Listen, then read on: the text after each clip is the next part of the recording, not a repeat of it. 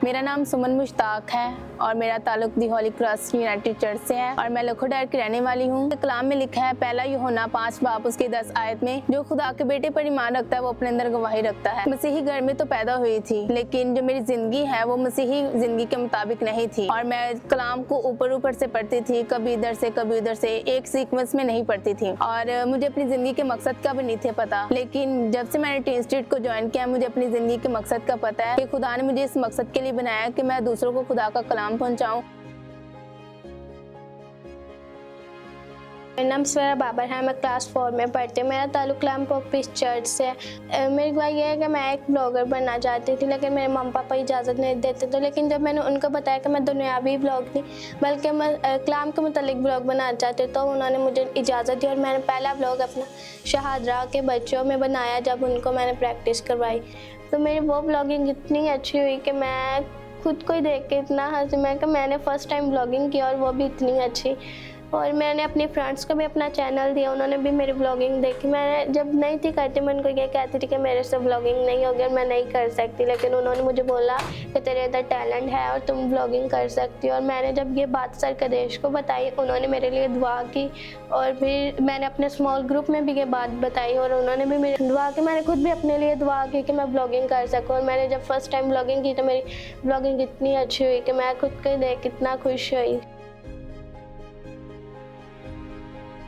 मेरा नाम केजिया है और मैं टेंपल ऑफ जीसस से ताल्लुक़ रखती हूँ। मेरी गवाही कुछ इस तरह है कि मैं एक मसीही घराने में पैदा हुई, लेकिन हम एक नामी मसीह थे।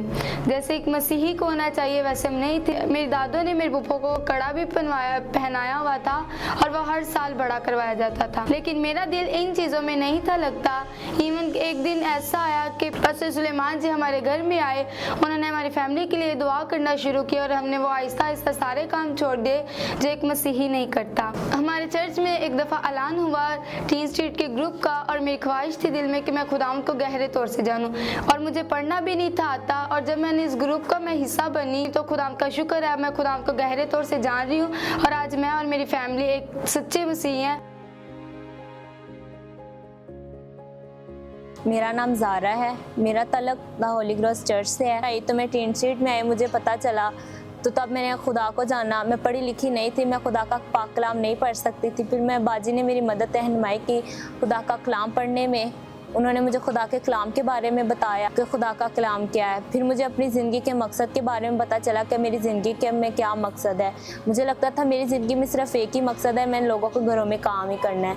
फिर मुझे जब पता चला कि मेरी ज़िंदगी के में ये मकसद है कि मैंने खुदा का कलाम अब पढ़ना है और दूसरों तक पहुँचाना है और जो इतने टीनेजर्स खुदा से दूर हैं उनको खुदा के पास लाना है।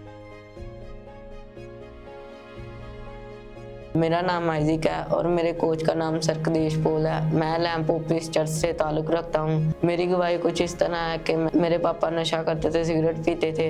मुझे टी इंस्टीट्यूट ग्रुप को ज्वाइन किए हुए थोड़ी देर हुई थी कि मैंने अपने सर को बताया और अपने दोस्तों को बताया जो मेरे साथ टी इंस्टीट्यूट की क्लास में ज्वाइन की थी। उनके लिए दुआ की ताकि वो इस नशे की लानत से आज़ाद हों।